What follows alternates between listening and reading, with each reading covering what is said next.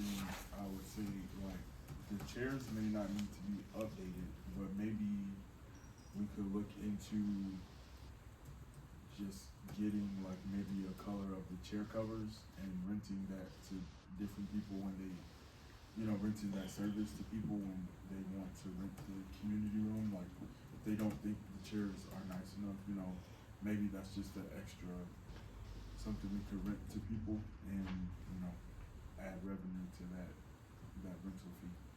Or they can do that themselves. I mean, yeah, but if it's a good price, a decent price where we could get a cover for every chair, then you could say, if the person just doesn't want to do that themselves, you could say, $2 a chair or something. I don't know, like, it's just a possible way to, make an extra. Smart. And maybe it's not the most costly thing to buy brand new chairs.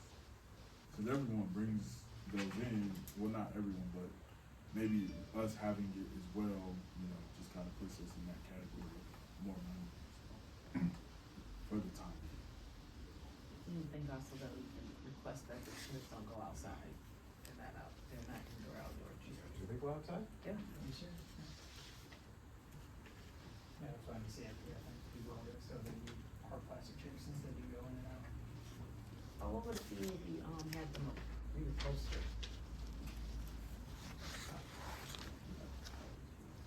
I can see someone will quote it, new chairs, like I said, $15,000 for roughly 150, so about $100 a chair once you start all quartering, so we can see it. Right, again, it's just trying to, figure it out. Yeah. I think the master plan update seems like something we can put off a year. We're not required to do that this year. You have to review it this year. That's gonna be 32,000 to review it. I believe it's written for a partial update, so it will be less, we can ask Giffords for what it would be just to Do a review. Yeah. But we'll start going up once, because I know that's one of the biggest things when we were looking for this partial update, and we've had a lot of conversations, especially during the village center. We don't wanna push that off for another year, that's, I think we can have conversations as a community about updating the master plan, what people want us to actually see in the master plan. And capture that information, put off the actual formal documentation of the master plan update until we can afford it.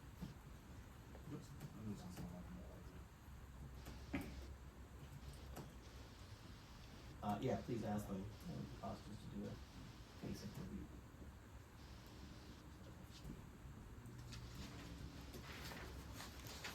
To tack on to what Jim was asking about, what getting out of the Southfield Library Services contract, is it a one, it's not, like they offer one contract and that's it? So So we it's have either- a 50, oh, go ahead. We're in year 46, or going into year 46 of our perpetual library contract with Southfield, which entitles Lathrup residents to all the same access that Southfield residents have to their library, check out books, et cetera. Any benefit that the Southfield resident would have, so does a Lathrup resident. And it's a Steel. Yeah, it's locked in at a really low rate. Okay, There's probably yeah, so if we 5-6 years ago, they tried to renegotiate and say, Oh, no, they've done it more than that. we're losing a lot of money on this contract, and we said, no, since 1979, this has been what the so it's city. almost $200,000 a year. Yeah, they did it with Sue. They wanted to they contacted her to renegotiate a lot of her money. Yeah, it's $1 million. We basically pay them $1 million for. Got it. Oh, okay, that's why it So it goes adjusts. adjusts based on the taxable value. Thank you, that makes sense. Yeah, so it's been a steal for us. Okay. Yeah, I just asked that one out of curiosity. I think, I don't know how many residents, but I'm sure a lot of residents would be, Not not happy. happy to hear that. I just Students. asked purely out of curiosity. I think it's a nice benefit to you, right? I mean, moving into a new community, one of the things you might look at is you have access to a library. Right.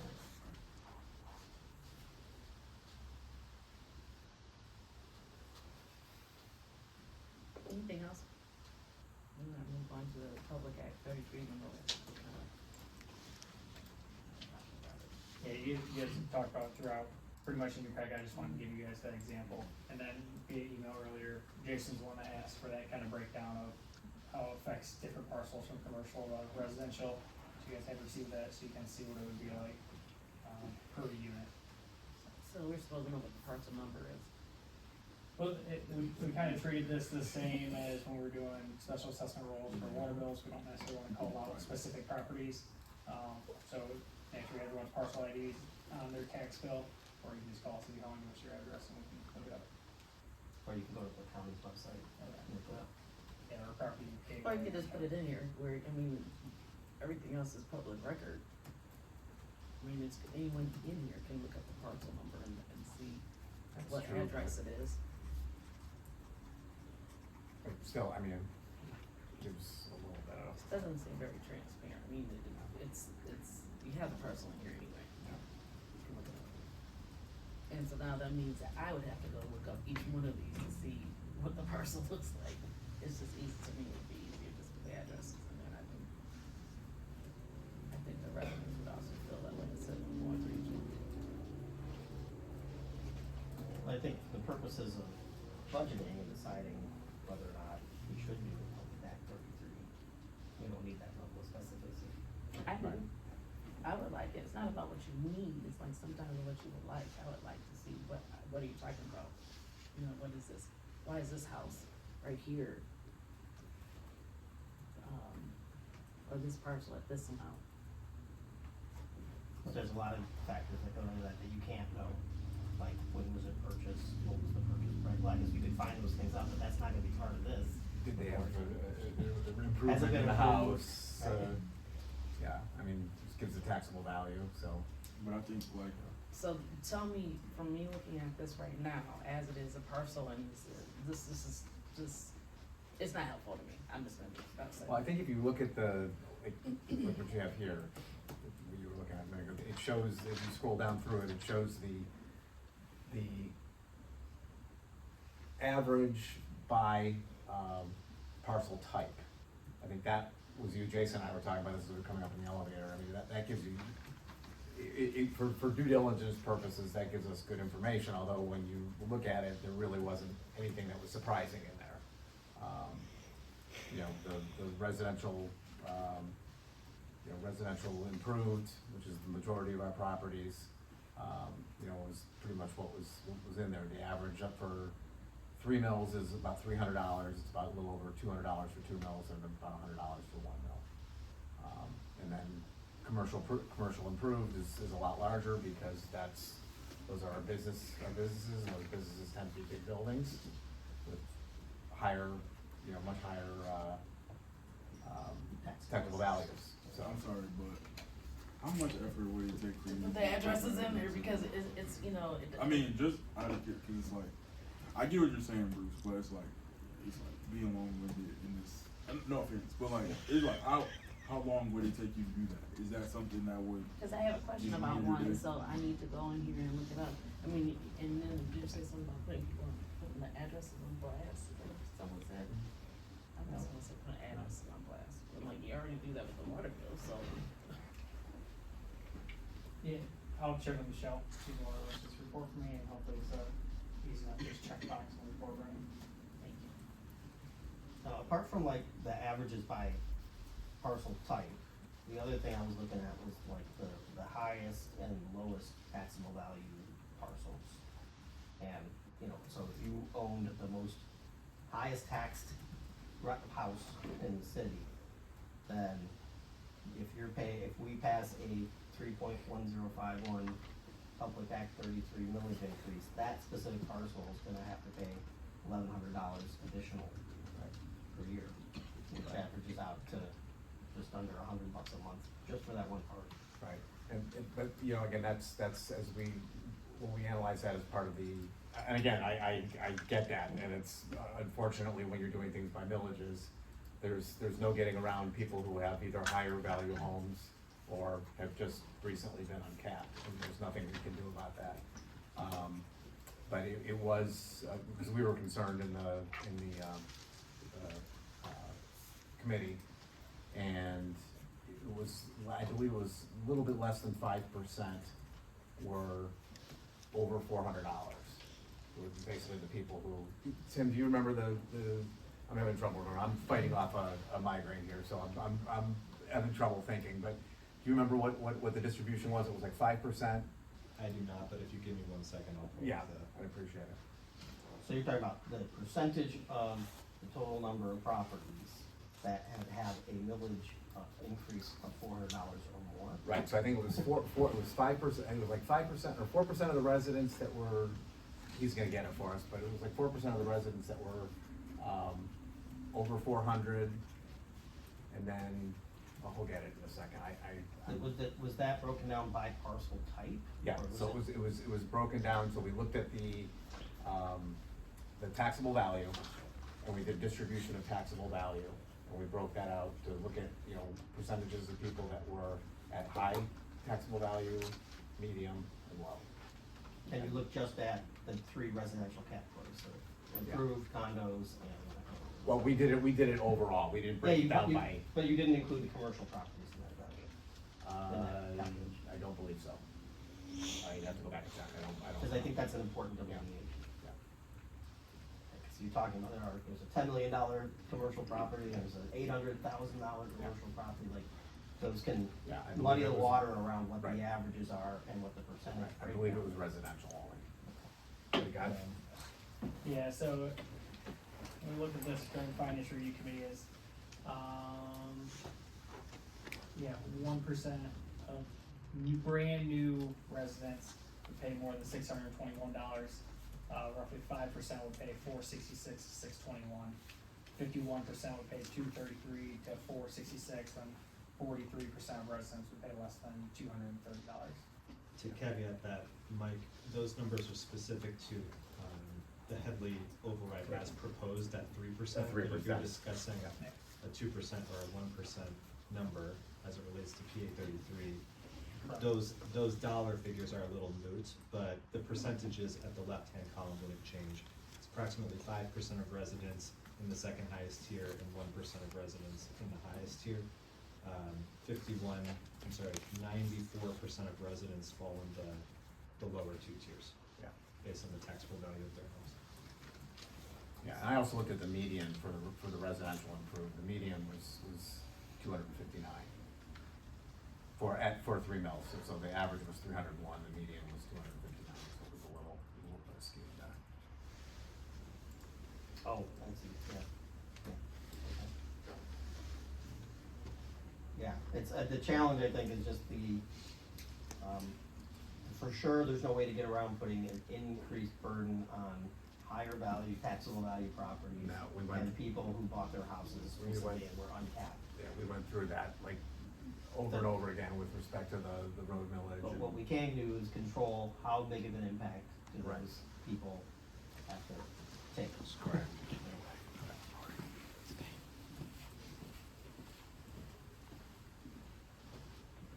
Yeah, I think we just wanna be like really considerate of like our language too, is,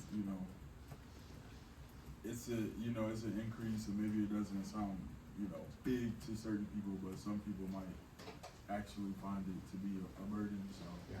I do just wanna be careful about how it's comes out.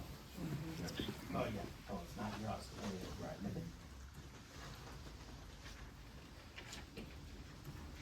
It was helpful that we did to see the residential improved category is the largest number of residences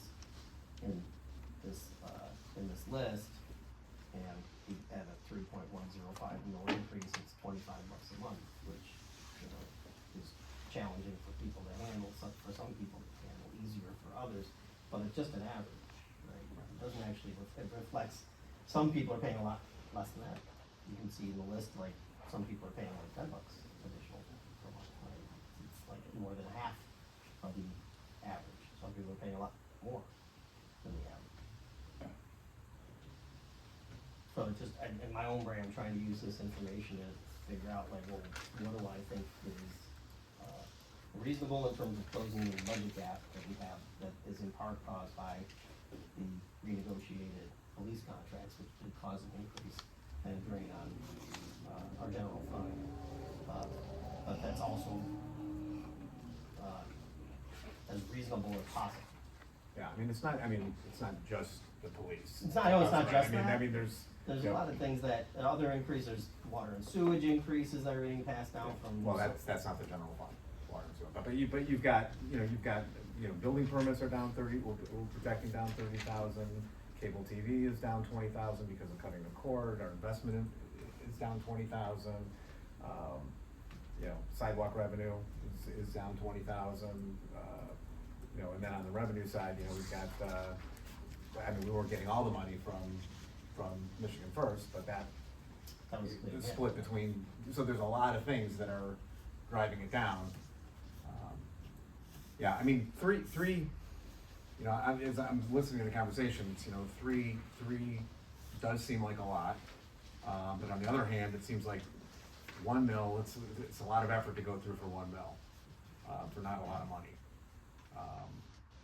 So I kinda like what I think it was Jaylen said, or at least threw out there is, if we got rid of the park, that's pretty much, you're right, it pretty much gets rid of the issue, and then we would be at 2 mils, which seems like a bit of a compromise, between 3.1, which is pretty high, and 1 mil, which seems, again, it's like a lot of work for just a little bit of money.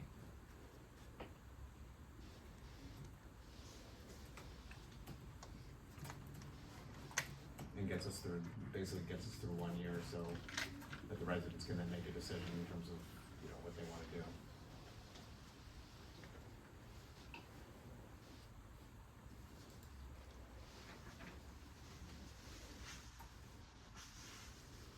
Anything else for Public Act 33? I just think everybody needs time to sit on it more. No, to me, it sounds like there's minds that's already, made up.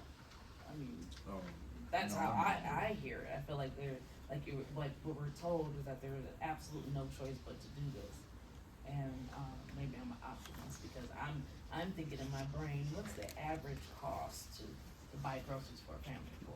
What's the average cost to commute from work to your home every day? What's the average cost of daycare? What's the average cost of healthcare? Those are the things that we keep, and I do agree with you. Oh, it's just $100 a month. Well, It adds up. how much are you paying for your car insurance? When you can go over one city and your car insurance is cheaper. What makes people wanna come here? Or stay here? So I think that this is not something that should be really gone into lightly and,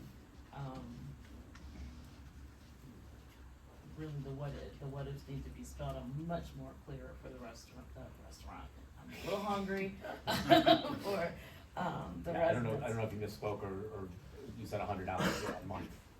It's $100 the 1 mil would be $100 a year. Yeah, for You 1 said- mil, it's not $100 a You month. said something about $100. The I didn't average, Yeah, if you spread it out, I think you said. so the average increase per year Oh, I thought you said for something about residents is 140. if you were going to I think go you with a said 1 mil a month. increase is $100 a I year. heard you, yeah. I think you said a month, but You said a said month, year. that's why I was just wanting to make sure. No, I'm saying Jason No, said. I know what I Okay. said, I'm repeating what I heard. So, I mean, it's, hell, you can say $50 a month or whatever the increase is, it is what it is. And I think that that's something that, what happens if we just don't do anything this year, we wait a year? So, yeah, I mean, if we don't do anything this year, then, the budget as it's written right now accounts for $580,000 from Public Act 33. So if we don't do anything on Public Act 33, then you remove $580,000 from the revenue. And we have to come up with $580,000 of things to cut from what's in the budget right now to account for that. So technically, we should have 2 budgets, right? You should have 2 things, because I mean, like, I think about my own home budget, I can't say that I plan on getting a new job and I'm gonna make X amount of dollars and this is how I'm gonna spend my money, right? Well, he's basing it on the recommendation I of the get, committee. I'm and- totally aware of what he was doing, I'm just saying that maybe it just have an idea of what all. I don't know these guys. I mean, to be fair to Mike and his team, they did, I'm not saying, and don't try to do that, but I'm not trying to say he's doing anything wrong, I'm just saying the way that what do you you think I'm explained, trying to do? the way that you explained it, I got that you have to back out the 500,000, I understand that, I'm just Yeah. saying, maybe sometimes, and maybe I'm a visual learner more than anything, is that if you didn't have in there, say, okay, so this is, you all got it now. Yeah, I mean, it's the purpose of the conversation, just try to generate the conversation of what, That's what I was trying to do. yeah, what we, Just what we will have to cut if we don't do it. I mean, that's, and that helps Mike for the next meeting to, prepare. Well, So, I mean, so from a direction perspective, sure, having another version of this budget that has no Public Act 33 in it and cuts all the things that you listed in the memo that the staff has considered could be cut if that was necessary, that a version of the budget that has all those cuts in it, and see Yeah, how close we are. It should be an easy enough Yeah, doc to right. make up. I wasn't asking you to do that, it was just a total, it was a sense of just to see from some of us that are just visual, and I'm a visual learner, that's, you do not have to do it over again. But I think, what Jason says makes sense, because when we get to the meeting next month, we're gonna have to go one way or the other, and so, and like you said, it shouldn't be that difficult, a time-consuming task to take $580,000 and then make a recommendation for which of these, we cut. I'd make it even easier, like, so take out the 580,000 revenue from Public Act 33 line item, take out all the things that are on page 5 of the memo, that outline the things that staff has considered could be cut. 7? It's, if you take the memo separately, it's in the big packet, it's, page, Yeah, 7 and 8. 7 and 8, yes. Take those things out, that may not close the gap on the 580, right? We might be over budget after you do that, that's a good thing to know. Right, Well, depending on what he chooses, what we choose. Right, but I'm thinking if we're looking at a budget without a Public Act 33 revenue source, then we take out all the things that are suggested that could be cut, and we're still over budget, then we're gonna have to find either other things to cut, or now we know, all right, well, if we pass a Public Act 33 of 1 or 2 mills, does that close the gap? Right, how close are we Right. to a balanced budget? Yep. So I'm trying to reduce the amount of overhead, I don't think we need to force you to go and find the $580,000, just take what you've already provided to us and put it in the form of for another version of the budget.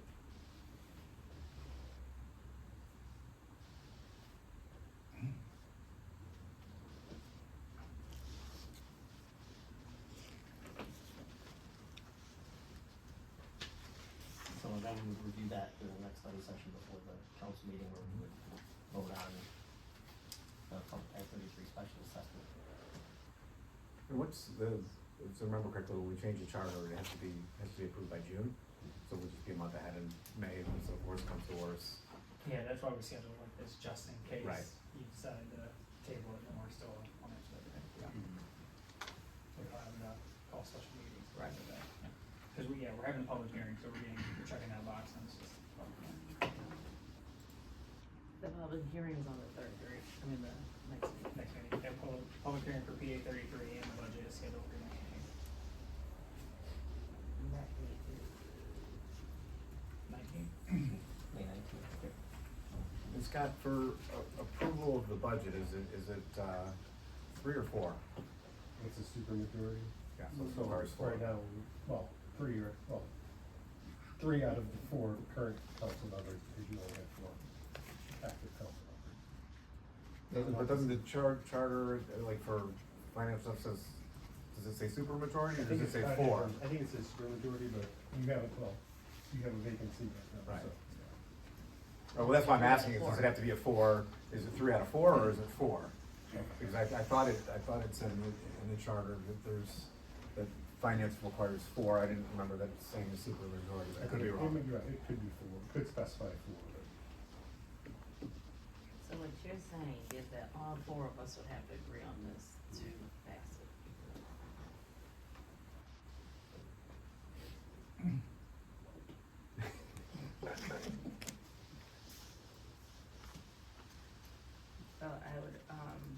just for everyone that's in the audience, and then put it into the notes that, don't forget, May 19th is a public hearing for PA 33 residents and business owners.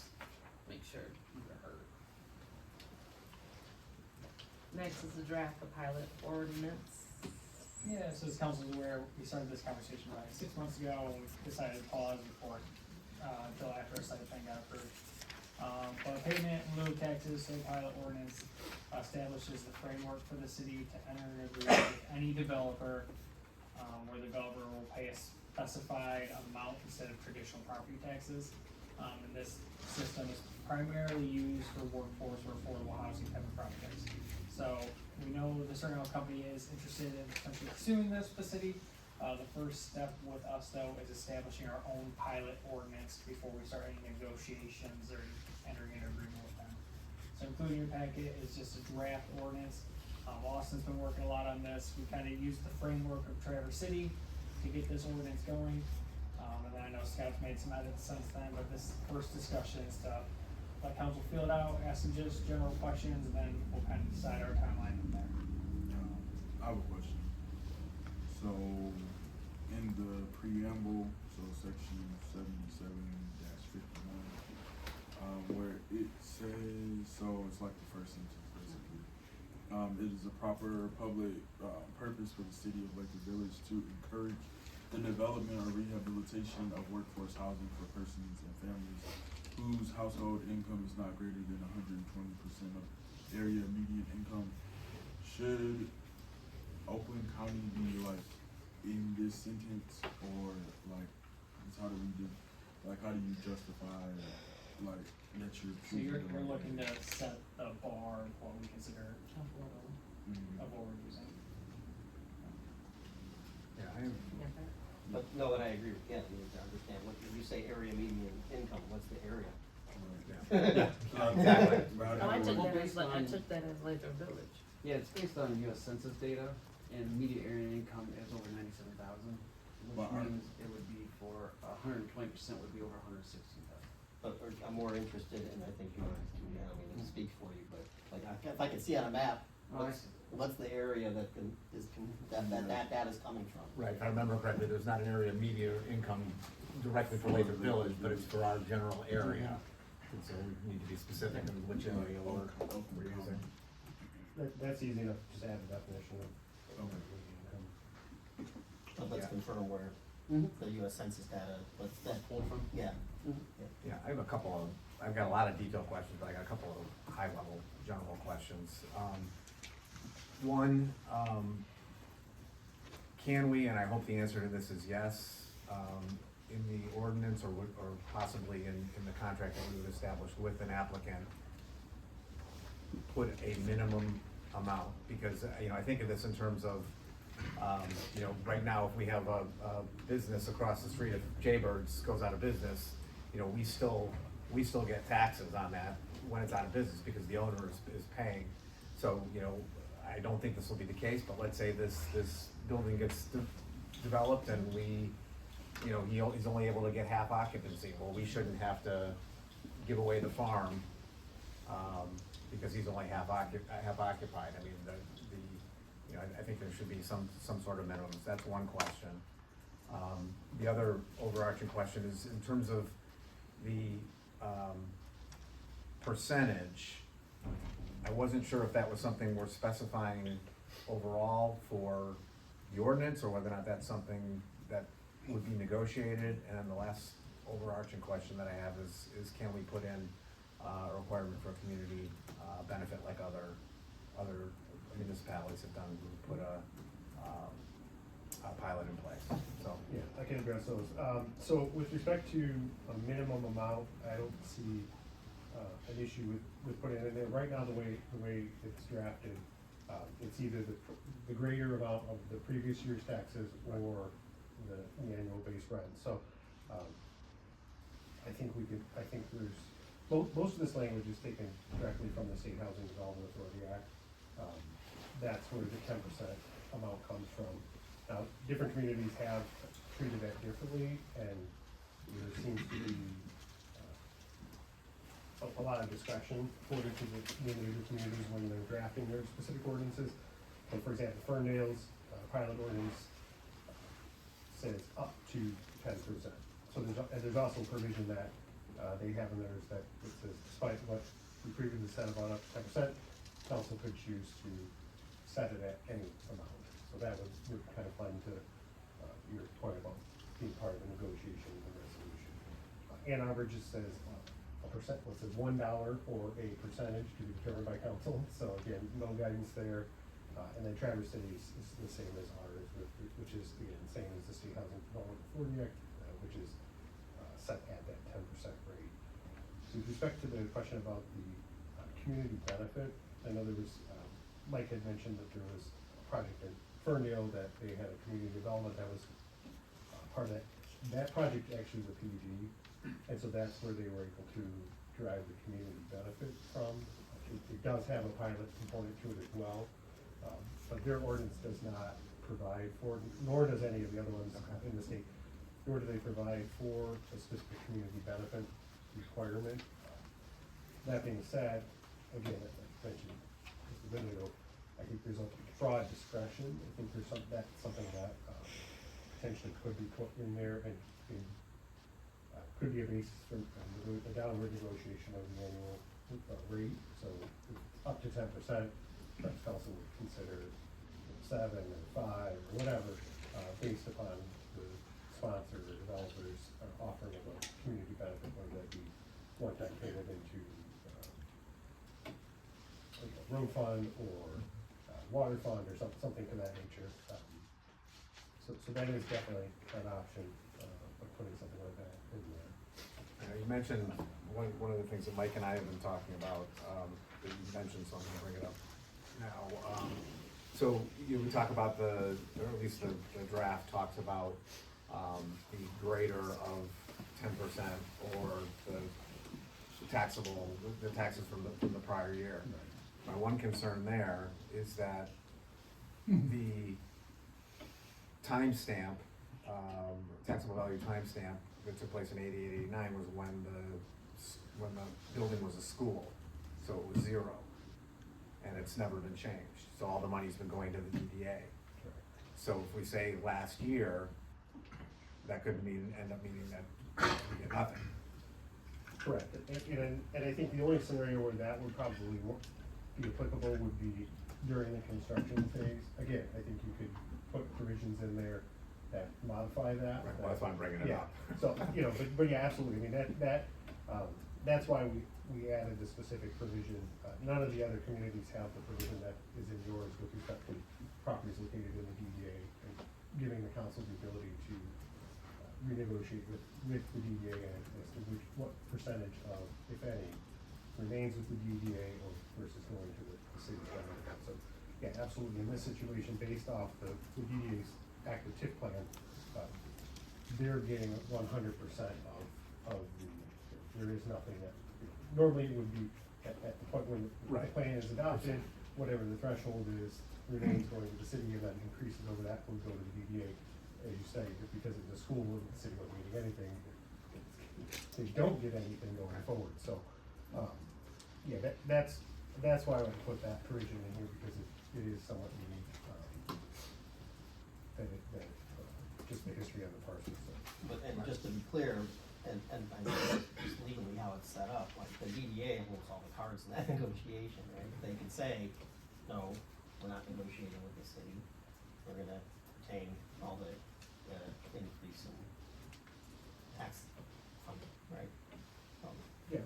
In theory, they could, I mean, In theory, yeah.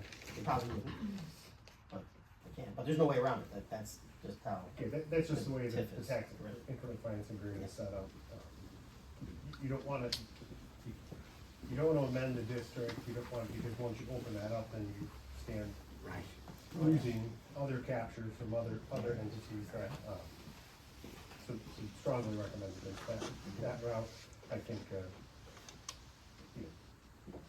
conversations that Mike and I had, I think we're optimistic that probably something that would be able to be worked out with the DDA. Yeah, I'm not super concerned about it, I'm just calling attention to it, that's all. Yeah, one thing that might need to be flushed out in the definitions as well, and maybe it's clear, but I think it might be better with definitions on page 2 of the document. You have section C and D, which talk about, rehabilitation versus, new construction.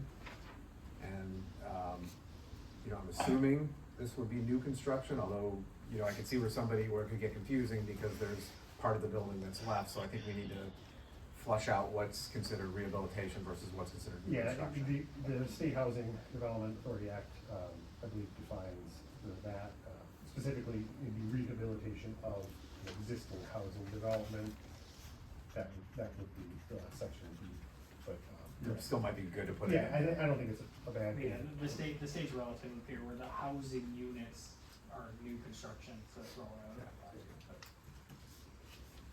Everything that I added in here that's unique to this one compared to others is, requirement for public hearing. That is a big concern for the residents, having the ability to have some input, so we added that in there. That's a good thing.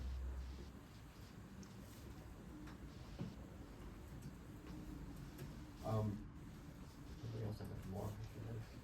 I don't know if you asked this question, 'cause I kind of was in a different conversation, but, and this is like, out of curiosity, so for the amount that we decide for the payment in lieu of, is there a way to make that like an increase every few years or something like that? It's based off what they charge for rent, so with the 120% AMI, that's gonna help set the market rate rent for the area. They'll charge X based off that, and every single year, I believe it's in here, they have to submit information to us of what they're charging, how many rentals they are, and that's how we know how much we get. So if they increase their rental amount, we're gonna get a little bit. Yeah, And that's whether they're occupied or not. no, it's based on, Able shelter. yeah, it's So based on, occupied. it's based on occupied rents collected. I did, add a little bit of, definition in the ordinance with respect to how that's going to be accounted under the provision that gets recorded. That document, which will be generated after the resolution, I anticipate would contain more specifics as to how they're, and when they're going to provide, what their current, annual rents are, what they're anticipated for next year is, and then just basically identifying the process on how we're gonna determine the rate in that document as opposed to in the ordinance, because, again, theoretically, this could be applied to other developments. So, each development is gonna be somewhat unique, and you're gonna probably have different rates for different developments or different terms for different developments. So. Yeah, and just did a quick calculation this afternoon. I mean, if you look at 145 units, assume they're fully occupied. Thank you, I'm just having trouble today. I think they said recently they were talking about rents of $1,500–1,600 somewhere in there, so you're talking about $260,000 in annual shelter, or the 10% would be $260,000. And I think right now they're at 23, is that right? What they're paying Oh, last year? yeah, they're tax 28, 22, 23, 23. yeah. So just for reference. I would still like to know, like, if we didn't have a pilot. Right. And they had to pay the taxes on the taxable value of this new developed property, what's the estimate on what that would be, and I'm not sure how you get that until. Yes, the county can do this for us. We're actually working with her now, cause they do require you to fill out a big sheet of all the details. So once we get that turned in the county, they're gonna be able to turn around and give us a ballpark estimate. So we're looking at that. Yeah, that's definitely necessary. But, to be clear, like, just, if we were to, approve adding, this ordinance to our city ordinances, it just creates a vehicle for us to potentially get into a pilot, doesn't actually approve any sort of pilot agreement. Correct. And still have to negotiate that with the property owner and come to an agreement on what that looks like and how it's reported and all that kind of stuff. Yeah, really, this is just kind of more of the framework on how you're going to, so I think the big things, to kind of focus on from a council standpoint is, like I said, right now it's capped at, or it's set at 10%. Do you wanna give yourself the flexibility to negotiate that, so I would recommend doing similar to Ferndale, up to 10%, versus just setting it at that rate, and then you're kind of. What if we wanna, negotiate it above 10%? Right. 10% is max for the state. Yeah, 10% is what the state has as their max, again, Ann Arbor's ordinance says $1 or a percentage, so again, I think there's a lot of flexibility there, So what's the benefit of saying up to 10% if that's, well, cause right now it's just saying 10%, so, it, basically, if you, when they come forward with their application and submit it, there is no negotiating, because the ordinance says the rate is 10%, and that's what the ordinance says, so that's what the rate would be. I think you wanna give yourselves that opportunity, and again, I think, although there's no specific examples of other communities that have included a community benefit component, I think that's something that, again, there's, you have some discretion with respect to this ordinance of what you could require. I think that's something that should be in there, so it can be utilized as a negotiating tool. In exchange for a lower rate, you're gonna get either a one-time or an annual contribution, maybe it's for percentage of the police officer's salary or something like that. Provides flexibility. Yeah, gives you some more flexibility. The other thing that's not in here in the draft you have, but, I did think about adding is an opportunity to extend this. And so it's, right now it's at 15 years. I think, giving maybe 3 to 5 year options would be appropriate. So that's just another area that, Isn't 15 years the minimum based on, for a pilot, based on the state law that allows us to do the pilot? that's the minimum, but Yeah. there are some that, I think specifically Ann Arbor has their minimum, I think it's 50 years. Yeah. And, but allow you to extend it as long as the life of the project, so, again, a lot of flexibility with what standards you want. Let me make sure I understand this. So the minimum for an initial pilot contract is 15 years. Yep. But then we could, if we wanted to the ordinance, have the term beyond that be in 3 to 5 year increments, or 15-year increments, or. Yeah, I was, again, what I said was 3 5-year options, so, so you could go, after 15 years, you could extend it to 20, to 25, Yeah. to 30, whatever, Yeah. But kind of leave that to the individual project to see what their needs are. Now, I know Jordan's here, I don't know if he has any specifics that he might be able to share with what they're looking for, but again, that would be specific to that project.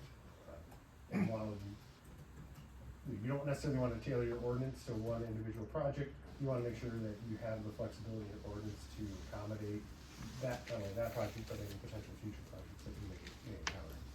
Yeah, so to that point, that's why I'm a little concerned about this up to 10%. Like 10% would be the ceiling then, if you were gonna go into a pilot with in any project. And what if we wanna have the ability to go above 10% for a specific project? Well, then, like I said, again, I think, there are examples of other communities that have, although the state says, the state Housing Development Authority Act has the language of capping it at 10%. There are examples of other communities that, I don't know if they've ever agreed to something in excess of 10%, but certainly the way the ordinance is written, it would allow for that opportunity. That's something I have to do a little more research into to see if there are any examples of resolutions that are at a higher rate. Well, and you could also use although I don't know if this would be legal or not, or if it's ever been tested, but you could also say, up to 10%, and then if we ever run into a situation where we think it makes sense to do more than 10%, that's where you invoke a higher community benefit. And am I reading this right where it says it has to be, the approval for this has to be from 4 members? Yeah, so I did put that part in there, and as a segue that it is for specific to the budget. For about, yeah. On page 66 or 3 of the document, item F, or I'm sorry, item E, just wanted to get a little clarification on that. It looks like what that paragraph is saying is that if part of the facility is not used for workforce housing, that part of the facility then gets assessed at the normal rate based on taxable value, which I think I'm understanding that correctly. But then the second half of that paragraph was a little bit confusing.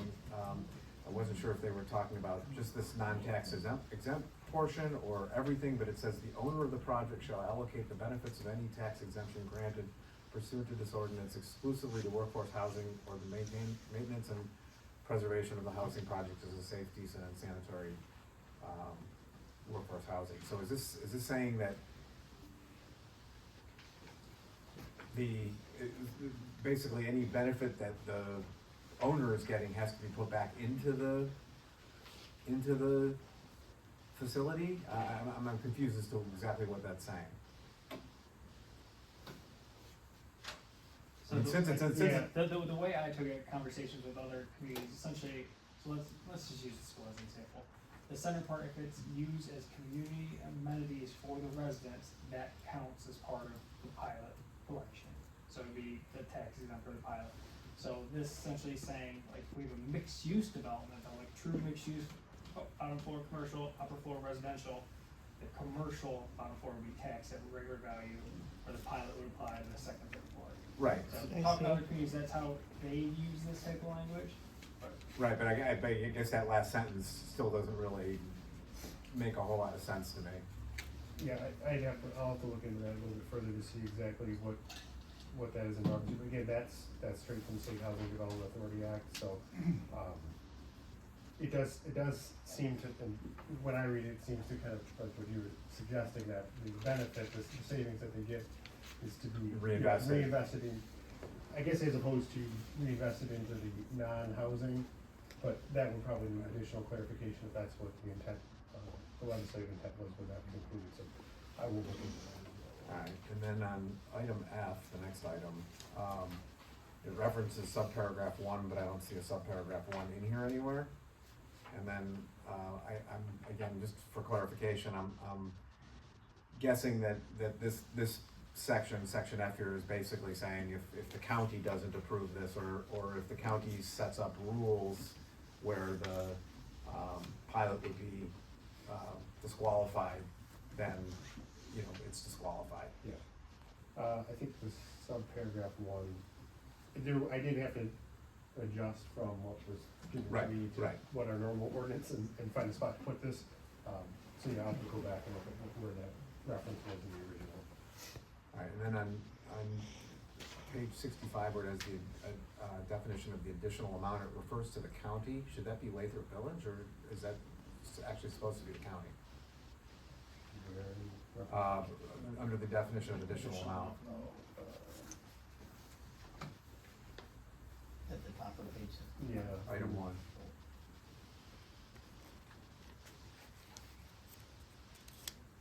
And the village rate is. Yeah, it probably should be the city. And then same thing in number 2.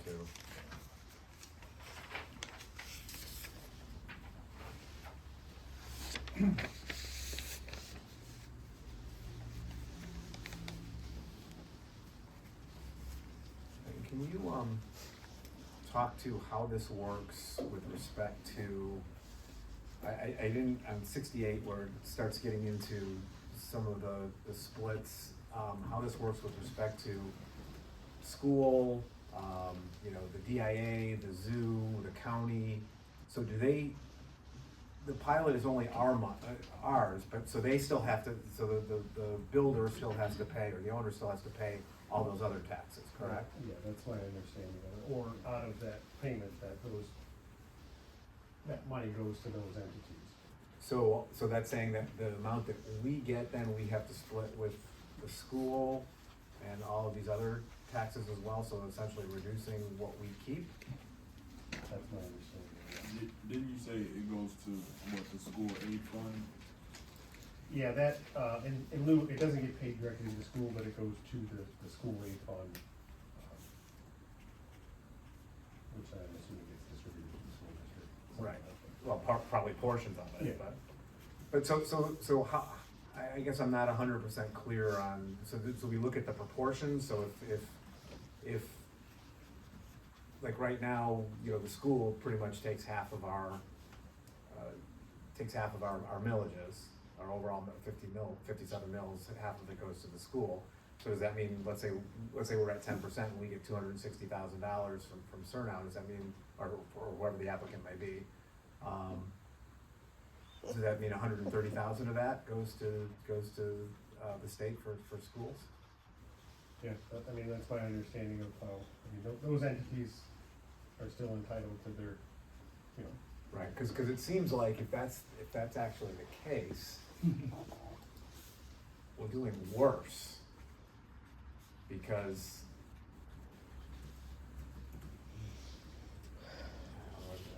well, I mean, it's definitely, again, the whole premise of this type of a program is not to benefit the city, it's to encourage the redevelopment and increase workforce housing within the city. So Why? you're incentivizing a developer by, you know, ultimately, they're the ones that win. Right. You know, But at the same time, you know, we've gotta get something out of it as the city, you know, I mean, right now, we're at, you know, $23,000, we're getting, I mean, with the hope that we would get significantly more than that. I guess I was thinking, you know, when we first started talking about the pilot, that really only affected the 20 mils that we would get normally, you know, that we would be assessing. And But if the state share comes out of that, then it's Change dramatic, the- changes things dramatically, actually.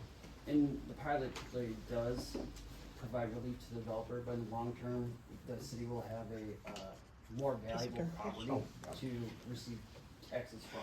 Yeah. And will also bring in additional, taxpayers into the city. Right, no, I get the whole idea, it's just, this is a little bit different than what I had thought. If that's the case, that could be where the whole community benefit aspect would benefit the city, Right. where direct monies would be coming to us for projects versus those ones. We're still, the TIF money is completely separate, right? So,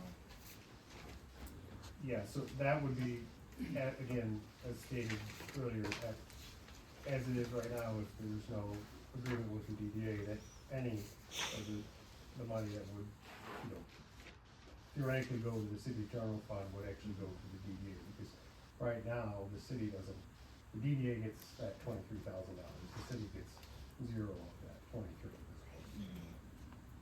but I mean, we're open to this discussion. Oh, we are, hopefully, I mean, the good thing is we have a good relationship with the DDA, and so that's bodes well in our favor, whereas some cities don't have that relationship.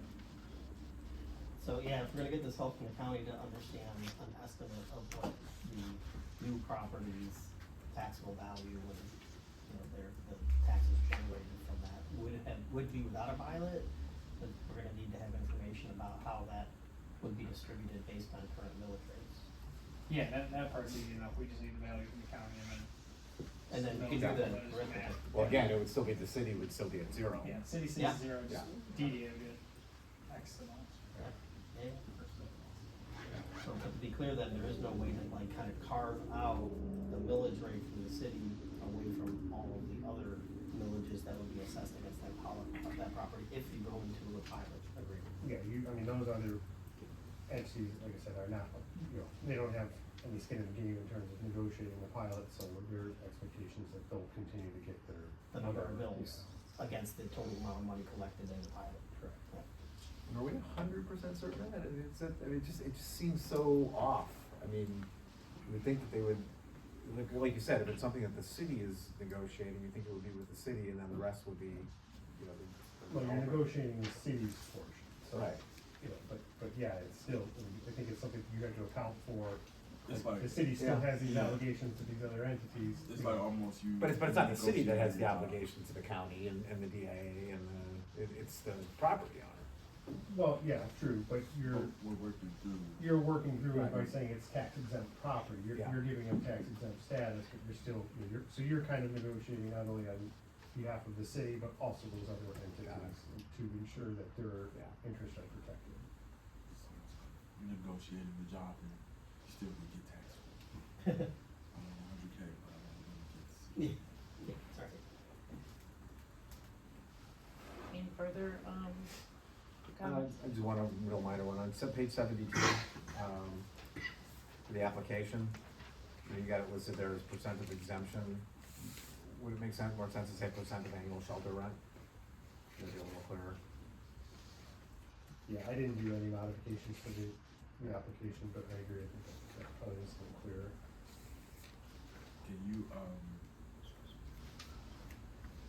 talk about the reasoning behind the 2,300 for the application fee? Yeah, so when Austin was looking at this, when we put this together, naturally with these applications fee, we're not looking to really make a buck, we're essentially trying to cover our costs, so with this, there's most likely gonna be a plan review either for Scott's office or for our planners, plus a public hearing, then a little bit overhead for city staff, so we feel comfortable with this number as of right now to cover all those fees.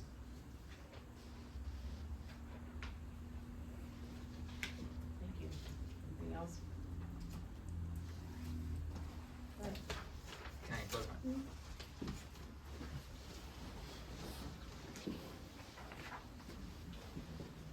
Hey, so, Jordan Sherman, Western Hot Company. Okay, so, not an expert on how taxes go from local to state, so I can't address that. But one thing I could recommend, and I can send this to you, Scott, too, is we have some information about what other cities have done in terms of percentages, recently for pilots, so I think it's helpful to look when you're deciding on the 10%, like just for example, in Detroit, the number for the pilot is 4%. It was recently approved in 2022 for 45-year duration. Clinton Township has a 6%, 20-year duration for 206 units. Howell Township has 7% in 2022 for 30 years, 220 units. I also have a whole list since it's effective of 2016. I got it from the county. I'll see if I can get an updated one for 2024. It has every city in the state of Michigan and the pilot percentages, so you guys can do a comparison across other cities. And even taking ourselves out of it, the intention is kind of what Austin said, is to showcase to other developers that this is a place where you could get these types of programs to build housing so you can get taxable residents to come in. So just trying to put that percentage points in reference. Not, like, it's one thing to look at it to the taxes, of course, but I think it's another thing to look at to other communities that are neighboring and think about how that the village can be competitive to attracting other developments. Thank you. In context of that, and also, we also need to consider that information in the context of communities of, our size. Which is always a challenge for us, is to find information about communities of our size, because there aren't that many of them. But, trying to compare like how a pilot agreement, what the percentage, should be of the rent that's, accumulated should come to the city, in Lathrup Village, compare that to like Ann Arbor, so much bigger. Or Detroit, it's like Or Detroit, they which is pass so- pilot programs like every day Yeah. for work, that's their literally. They have staff that do that Yeah. day in and day out, So, and so it's just taking it into, context of the size of our city and the anticipation of the number of pilot projects that would actually, occur in the city, which is very few. Yeah, the likelihood that the city would still experience a demand for workforce housing after this particular project Very is small. very small. Yeah.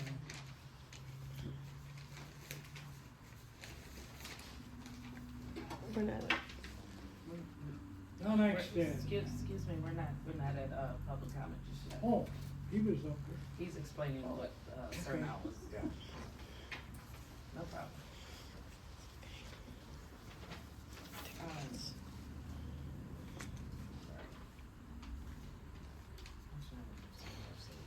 Yeah, so Scott, tell me again what you said about, I wanna make sure I fully understand about how we would incorporate a minimum amount into the ordinance?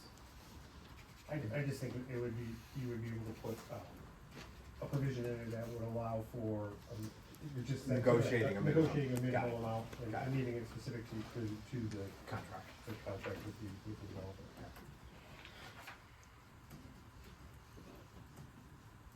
And Jordan, you said you have that list of, I can email it over. Yeah, that, I think what Jordan's referring to are specific, contractual agreements for the individual developments, yeah, so that, if you send me that would be great. alright, so those are, so like, for every pilot, do you know if they're following, like, that 4% is set in stone for every pilot? No, that's just what was negotiated for that specific specific pilot, so pilot. again, most of the ordinances are pretty general in terms of up to the 10%, or like I said earlier, Ann Arbor just says a percentage, Traverse City up is at 10%, so yeah. So So basically. I think again, I think that what he's illustrating kind of just supports my Yeah, position that we your should up to provide 14%. some flexibility with, So in case for the next pilot program. or even just for this one. Yeah, So you well, got that. for the next for me to understand better, for the next pilot program, you could say we're following this ordinance, but we're choosing to do 6% instead of 10%. I get it. Sorry, and just to clarify, the list that I just read off, that's not, like, that was a specific project in each one of those cities, not like a global citywide. There might be multiples in any one of those cities. Right. You brought up one example out of those multiples in any one of those cities. Exactly, yeah. That's what I wanted to clarify. But thank you. Anything else?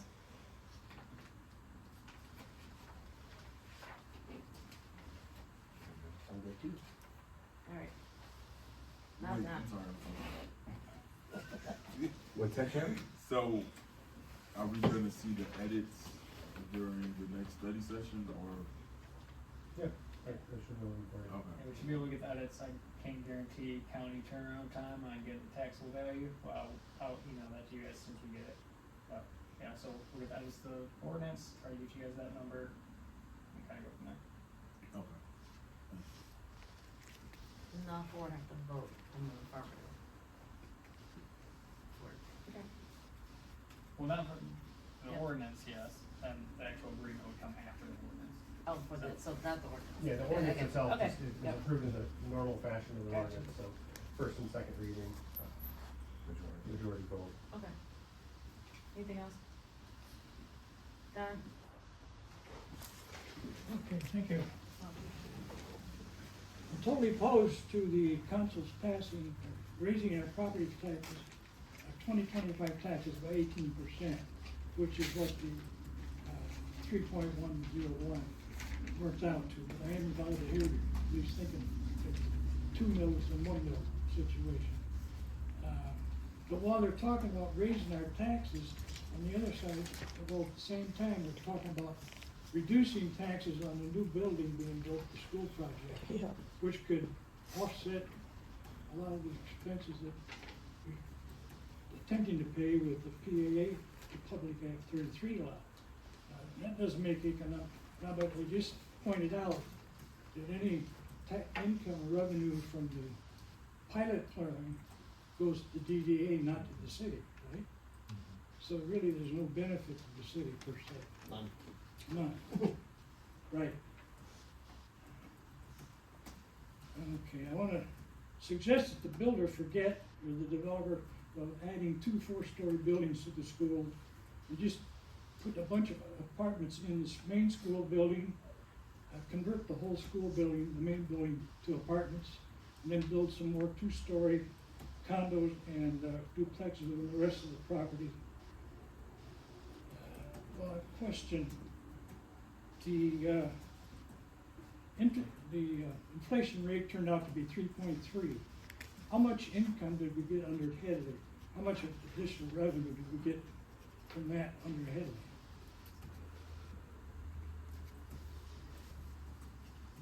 You weren't in the spot. Yeah, so, that's probably a question for Mike, but then Yeah, maybe okay. we'll get the, The reason I bring up, we're talking about PA 33 to try and get some money. We got some extra money under Headley. The inflation. well, what we, right, I mean, Headley provides an inflation adjustment, so I don't know if you have that yet. But I'm guessing we've got the inflation adjustment number, or Yeah, Yeah. just like the raise. 3.3%, something like that. Okay, and the final question, what is workforce housing? Affordable housing. Hmm? Affordable housing. Yeah, it's 120% rate that we discussed at the beginning, so it's people making up to, you know, 116,000. How much? 116,000 annually. There's a low end too. There's a bracket. What's the bottom of the bracket? Can we stay on this? I think this is up to, so I don't. It's 60% to 120. You can continue. There's no minimum though, right? Yes. There's no minimum income required? Yes, there is. Yes, there is. The any developer would wanna get the maximum rent possible. Yeah, what if you don't get the maximum? You accept less. Laissez faire, the market will decide. Yeah, how low are you gonna go? See, you know, a lot of people are concerned about low-income housing. This It's not isn't low low-income income housing. Well, you guarantee that? Yes. Okay, thank you. Anyone else? Hi, Autumn Susanna, Rainbow Drive. Yeah, you can guarantee it because they, CERNA was explicit. They need to use HUD money, and they need to use MISHDA money, and they need a pilot in order to be able to afford this. And with those stipulations for workforce housing, the bracket of applicants needs to be not less than 60% of our average median income and not greater than 120% of our average median income. That would eliminate vouchers, that would eliminate, you know, low income. However, what's interesting about this kind of thing is that once you agree to use tax dollars, like HUD money, MISHDA money, to build something like this, that means the taxpayers are building it for CERNA. And then there's also a guideline, a stipulation that they have to have this bracket of individuals, and then they can only charge a certain percentage, I think it's 1/3 of their income, as their rent. It's all laid out in the documents, and then they only have to keep it at this rent-controlled thing for 5 to 10 years, depending. So in 5 years, we could have voucher housing. We could have whatever, you know, or it could be, you know, luxury lofts. Of course, that's not what we're getting. But if you have renters and you want to talk about tax, renters don't pay tax, right, guys? Renters don't, but housing does, and single family homes are what is attractive about this area, not apartments. Condos pay rent, renters don't pay rent. What else? There's an interesting thing, it's called a pilot, payment in lieu of parking. They don't have enough space for parking, and we charge them $1,500 for a fee. We could have charged them $500,000, $1 million for those 20 extra spots, and even that doesn't give them the amount of parking that they should have been guaranteeing us with the project this size. And that could have made or break this thing. We could have charged them anything for that 20 extra spots, and really, they should be getting 2 spots for every unit, so 2 times 145 is what they should. So over 300 spots, they're 100 spots shy, and those cars are gonna be parked where?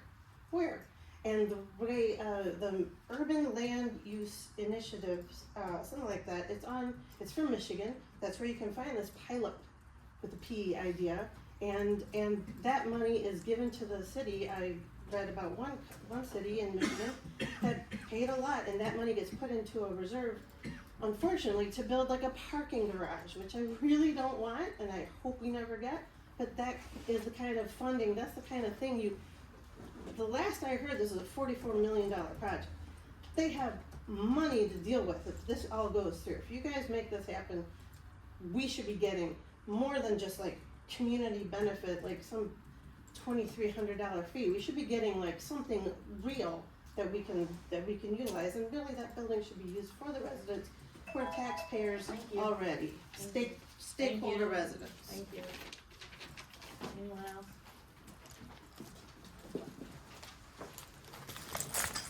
Well, you know, I'm Diane Anderson, and there's a few little points I'd like to raise or ask questions about.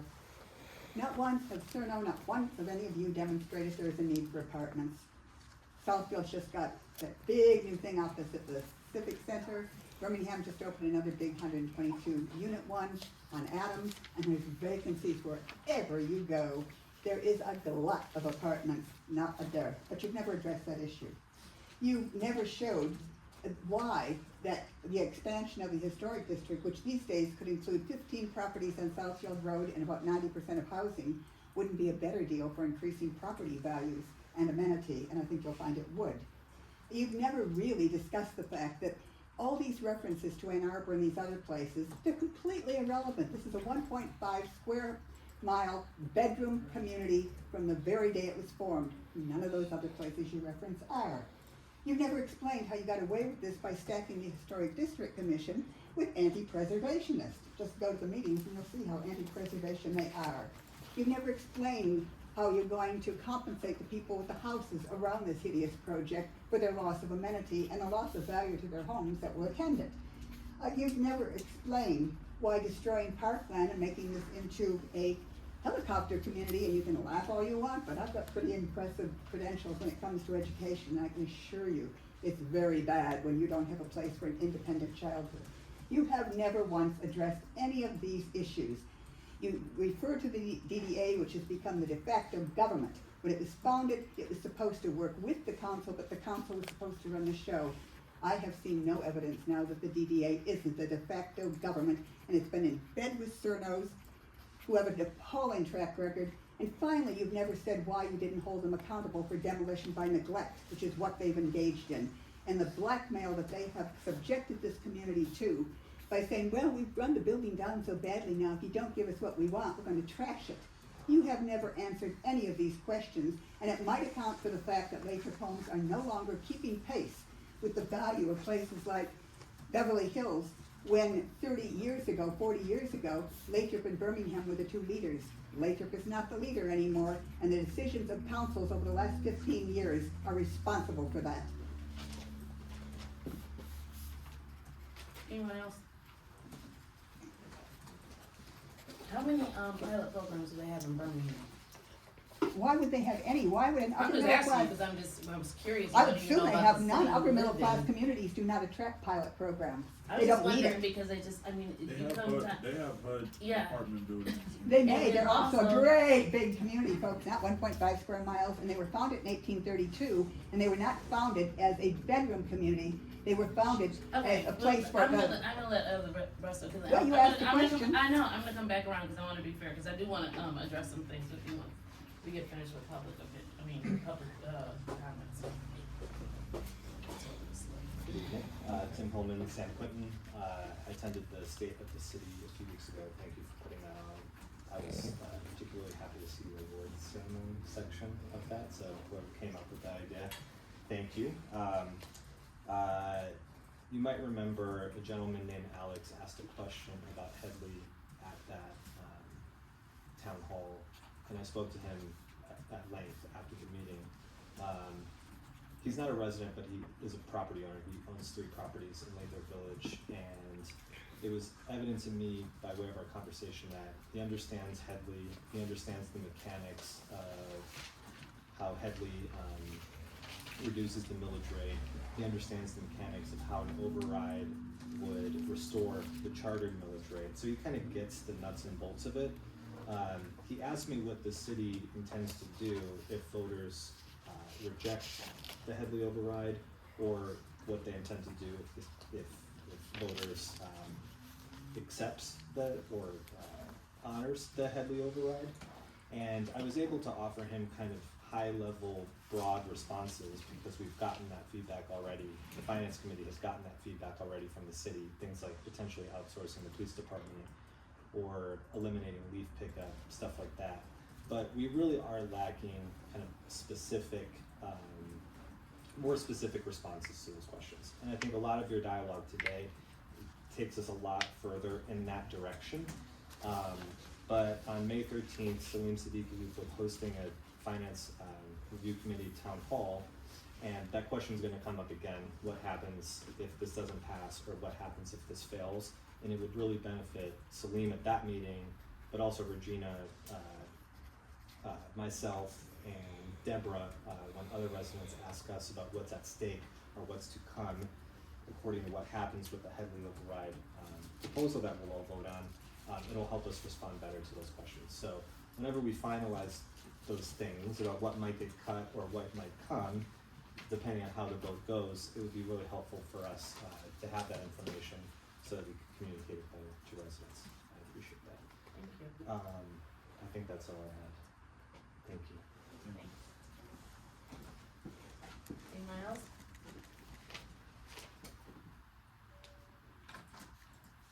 No, okay, so let's go back to what Ms. Diane was saying. Just FYI, both of you two, there are Section 8 housing in Birmingham also. not a bedroom community. Not, honestly, bedroom community. You don't know what probably- it is, clearly. Clearly, I do. No, you don't. You No, haven't I'm once not gonna go back, demonstrated it. I'm not gonna go back and forth with you, Diane, I know what it is, I'm gonna say this, No, you later. don't. You know, I'm not going back and forth with you, period, okay? So what I was going to say before you interrupted me was the fact that Lathrup's landscape probably changed from 40, 50 years ago, because now we have a freeway that runs through it. And so I'm thinking that, you know, you can shake your head anyways, Well, point you was, weren't the here, point, I I'm not, was. we're not going back and forth, we're not Then gonna do you that. shouldn't I'm make not statements going you back and can't forth with you, verify Diane. because you put these Diane, on the I'm record talking, and they're not Diane, true. this is number one, if I'm saying something, you interrupt someone else, we're gonna do it 3 times, and then I'm gonna ask you to leave, we're not doing this anymore. Yeah. Number 2, so when you were saying that, what did you say about Section 8 in Birmingham? There is a building in Birmingham, that 40% of the building is a Section 8 also. You want that, the address is 200 Chester Street in Birmingham. Just for homeless people information too. for you, Yeah. right? I knew it. And so, nope. For Autumn, can you send me your information, what the references that you're using? Sure. Cause I would like to read them also, so this urban, land use, if you could send them to me, just so we can all be on the same page and know what you're, choosing. Or, Okay. not choosing, but what you're Referencing. referencing. I would appreciate that. Then I get, and I know we've said this repeatedly, but I get what you want the building next door to be used for. I don't know if we said this before, but just to say it again, the city doesn't own it. And I know that, you know, that, I know it gets tiring to you, but the fact is that you can't come to my house and tell me what I can do at my house. We have ordinances. And so, no, just me again. So, it is, you can't tell another business owner or, property owner, excuse me, what to do with theirs, and one day, maybe we will all understand that. But, nothing has been voted on yet, that's why we're going through this, and you have an opportunity, you said the 19th? Is that 19th? PA 33 in budget. To come to the public hearing, and at that time, if you would like to come with, the actual references too, because I just would like to see if we are all on the same page, and this is not something that was just kind of hodgepodge and, You can Google it. no, I want you to put it together, because I wanna see what you have. Okay. To make sure that I'm reading it right, because sometimes you can infer things from something, and we can all have our own opinions, it's kinda like the Bible, you know? And you think it says this, but it really, in my mind, it means this, so I just would like to see your references, so I can make sure that we're all on the same page. So, that's all I have to say for that one. Anyone else? Question for you, it's been brought up multiple times about voucher housing, it's a 15-year agreement, correct, with the pilot program? I mean, that's the minimum we discussed, the options to extend it. And the vouchers, you're meaning the Section 8, right? Is that what is, what's the, is vouchers or section? equal, but- Those are different things. I don't know what a voucher is. It's okay. And then the only other thing I will address is the parking that was brought up.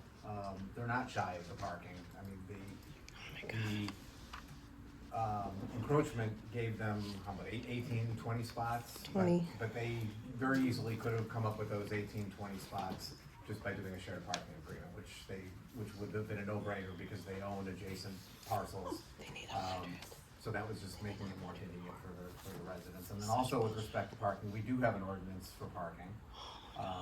And the ordinance gives the planning commission the authority, based upon their discussion and their deliberation, to reduce that parking by 25% if they don't think that it's an issue, and they exercise that right.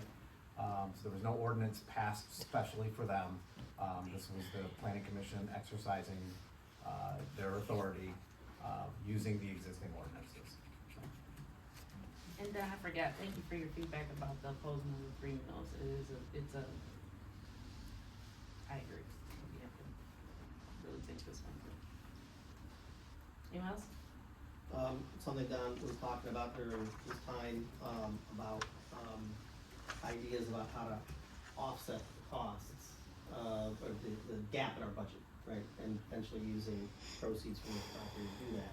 So if there is no pilot in place, if we don't have a pilot agreement for the property, and they build the building anyway, then there would be an increase in its taxable value, but the proceeds from that incremental taxing would go to the DDA. And there is some mechanism for profit sharing of resources between the DDA and the city, but it wouldn't be defined as clearly as something we would negotiate through a pilot agreement and then negotiate with the DDA.